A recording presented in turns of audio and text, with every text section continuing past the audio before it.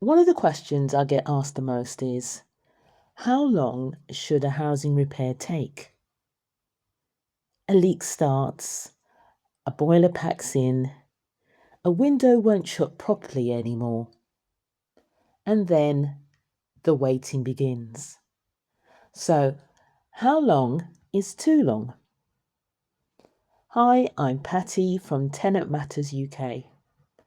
On this channel, I help UK social housing tenants understand their rights and the complaints process in plain English. So let's get started. Here's the honest answer.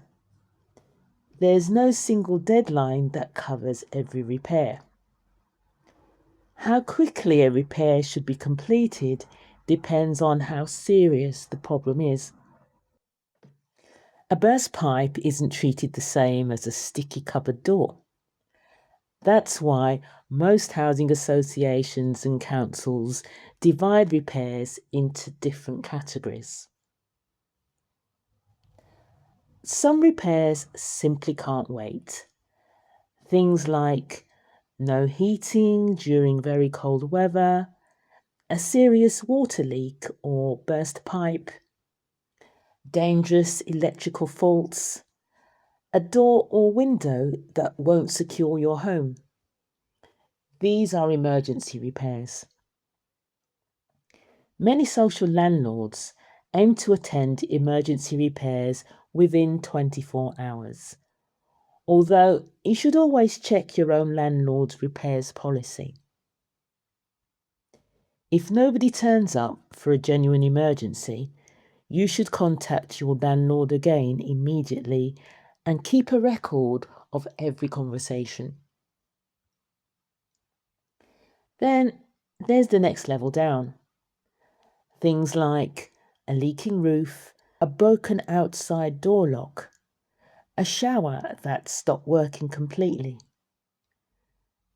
These are serious problems, but they may not always be classed as emergencies. Many landlords aim to deal with urgent repairs within a few days, although timescales vary between landlords. Routine repairs are less urgent. Things like a dripping tap, loose flooring, a cracked tile, a broken cupboard door. These repairs can reasonably take a few weeks.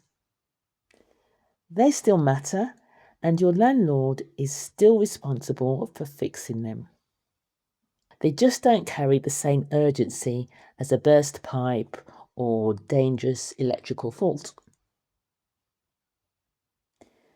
There's one important exception. For social housing tenants, Awaab's law introduced legal timescales for dealing with serious damp and mould hazards. Landlords must investigate significant hazards within the required legal timescales. And where action is needed, they must work promptly. This law was introduced following the tragic death of Awaab Ishaq, a 2-year-old boy who died after prolonged exposure to mould in his home. His case changed housing law across England.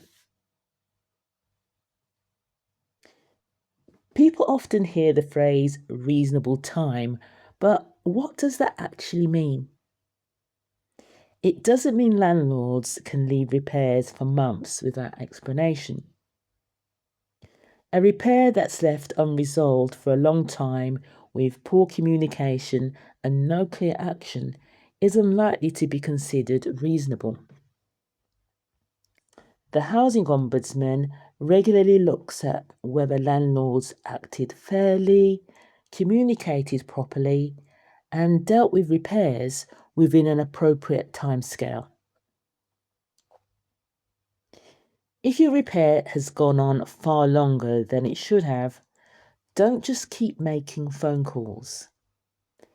Keep a record of when you reported the repair, every email and phone call, any missed appointments, photographs and videos. A good paper trail can make all the difference if you need to make a formal complaint. If the delay continues without a good reason, you can use your landlord's formal complaints process and, if necessary, take your complaint to the Housing Ombudsman. Long delays are one of the most common reasons tenants receive compensation. So, what's the takeaway? There's no single magic number that applies to every repair. Emergency repairs are measured in hours. Urgent repairs are usually measured in days. Routine repairs are normally measured in weeks, not months. If your landlord's timescales don't match that pattern, it's worth asking why. And if the delays continue, don't be afraid to use the formal complaints process. If you need help getting started, you'll find my free Tenant Toolkit along with my Stage 1 and Stage 2 formal complaint templates linked in the description below. Thanks for watching, and I'll see you in the next video.